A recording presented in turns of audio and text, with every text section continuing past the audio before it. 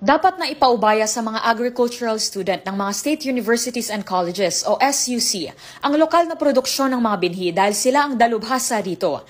Ito ang mungkahi ni Pangulong Bongbong Marcos sa ikawalong pagtitipon kasama ang sektor ng agrikultura ng Private Sector Advisory Council o PSAC, kung saan binigyang diin din niya na ang pagpapalakas ng local seed production ang magpapataas ng agricultural productivity sa bansa. Dahil ang mga agricultural graduate ang nakatuon sa produksyon ng mga binhi, makakapokus na ani ang mga magsasaka sa pagpapalago ng mga punla.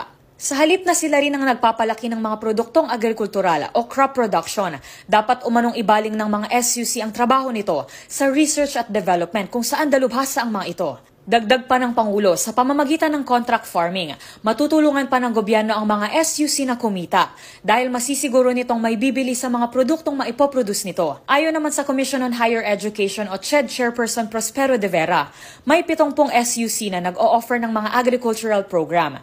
15 anya rito ay may pasilidad para sa produksyon ng buko, habang ang iba ay may mga bakanteng lote na maaaring magamit sa seedling production.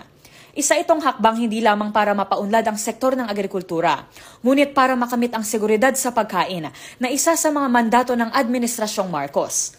Para sa MBC TV Network News, ito si Rose Babiera.